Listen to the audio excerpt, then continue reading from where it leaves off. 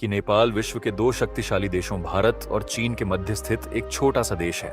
नेपाल को विश्व की छतरी कहा जाता है क्योंकि यहीं पर विश्व का सबसे ऊंचा पर्वत माउंट एवरेस्ट स्थित है। यही नहीं, इसके अलावा विश्व के 10 सबसे ऊंचे पर्वतों में से 8 तो केवल नेपाल में ही है।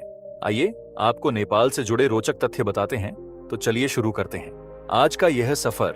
नेपाल में कभी कोई स्वतंत्रता दिवस नहीं मनाया जाता। इसका सीधा सा मतलब यह है कि नेपाल कभी भी किसी का गुलाम हुआ ही नहीं है। यहाँ पर दुनिया का सबसे ऊंचा माउंट एवरेस्ट पर्वत भी नेपाल में ही है, जिसकी ऊंचाई 8,848 मीटर है। किसी दौर में नेपाल चरस और तंबाकू के लिए बहुत ही ज्यादा प्रसिद्ध था, लेकिन अभी यहाँ चरस और तंबाकू खरीदना या बेचना या इस्तेमाल करना गैर कानूनी है। इस देश का सबसे प्रसिद्ध फास्ट फूड मोमोस है, जो आजकल भारत में भी काफी ज्यादा प्रचलित है। ये महात्मा बुद्ध का जन्म स्थान है। महात्मा में का जन्म नेपाल के लुम्बिनी में हुआ था। यह भगवान बुद्ध के प्रति लोगों में बहुत ही जबरदस्त श्रद्धा का अभाव देखा जा सकता है। आपको बता दें कि यहाँ की राजधानी काठमांडू दुनिया के प्राचीन नगरों में से एक है। इसका पुराना नाम कांतिपुर था। नेपाल में सबसे ज्यादा आबादी काठमांडू में ही रहती है। नेपाल में कुल आबादी के 21.3% लोग हिंदू धर्म से संबंधित रखते हैं। नेपाल के लोग काफी धार्मिक होने के बावजूद भी दूसरे धर्मों का काफी सम्मान करते हैं और यह एक हिंदू राष्ट्रीय था। लेकिन 20 सितंबर सन 2015 से नए संविधान लागू हुए, जिसके तहत यह हिंदू राष्ट्र सही से एक धर्मनिरपेक्ष संगठित रूप में परिवर्तित हुआ। इस देश में कभी भी जातीय और धार्मिक नियमों का अनुभव नहीं किया है। इस देश में धर्म के नाम पर खून कभी नहीं हुआ है, बल्कि यह देश आशीष जातीय समूह का घर है और यहाँ के लोग तकरीबन 123 अलग अलग तरह के भाषा का प्रयोग करते हैं। नेपाल के दो रोचक तथ्य में से आपको मैं यह बता दूं कि नेपालियों का भारत आने पर कोई पासपोर्ट नहीं लगता, इसलिए बहुत सारे नेपाली लोग इंडिया में काम करने आते हैं। इस देश की आधी से ज्यादा आबादी ऐसी है जिसने कभी शराब का सेवन नहीं किया। 25 अप्रैल सन 2015 को नेपाल में भूकंप के बाद काठमांडू शहर के कुछ इस तिलक भक्ति सीता को किया था, जिससे शहर में इमारतों को गंभीर नुकसान हुए थे। इस भूकंप में 8,800 लोगों से ज्यादा मारे गए और 21,000 से ज्यादा लोग घायल हुए थे।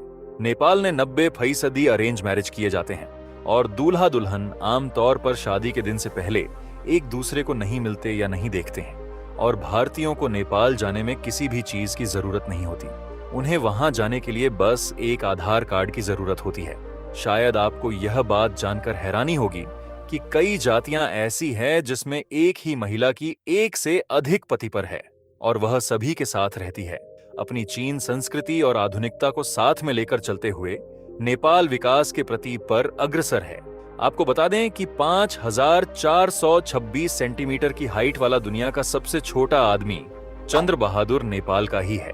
शायद आपको यह जानकर अजीब लगे कि जहां ज्यादातर देशों में हफ्ते में संडे को छुट्टी होती है, वह नेपाल में शनिवार को छुट्टी होती है। वहां के लोगों की सोच के हिसाब से गोरखा जाति को बहुत बहादुर माना जाता है और वहां का मानना है कि बनने से अच्छा मर जाना है। नेपाल का प्राचीन इतिहास काठमांडू के घाटी से शुरू होता है, तो 8 मांडू के घाटी में मिले नवपाषाण युग के आधुनिक हथियार को देख करके अंदाजा लगाया जा सकता है कि हिमालय घाटी में इंसान का अस्तित्व 11,000 साल पुराना है। सन 2008 में नेपाल में राज्य शासन को खत्म कर महापर्व गणतंत्र शासन शुरू हुआ और रामवरण यादव नेपाल के पहले प्रधानमंत्री बने। नेपाल में कृषि और तुरंत उनकी आय का एक बहुत बड़ा स्रोत है। नेपाल की आधी से ज्यादा आबादी लगभग 70 रुपये प्रसिद्ध धन कमाते आ रहे हैं। इसी के कारण नेपाल को विश्व के सबसे गरीब देशों में गिना जाता रहा है। दोस्तों, यहाँ पर एशिया के बाहर बहुत ही कंप्लीट जाती है, क्योंकि नेपाल से प्लांट से यात्रा करना बहुत ही ज्यादा महंगा पड़ता है। नेपाल ने एडवेंचर और एक्सट्रीम टूर में अपने आप को काफी उन्नत किया है, जिसमें paragliding, bungee jumping, high altitude, marathon, mount biking, water rafting, fighting और पर्वतारोहण शामिल है।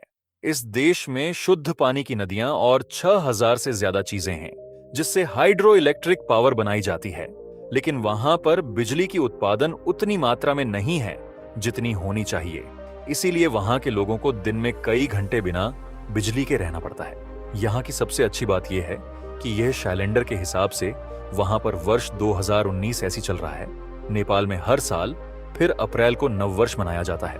ओम करता हूं आपको यह जानकारी पसंद आई होगी आपको इनमें से कौन सा फैक्ट पसंद आया?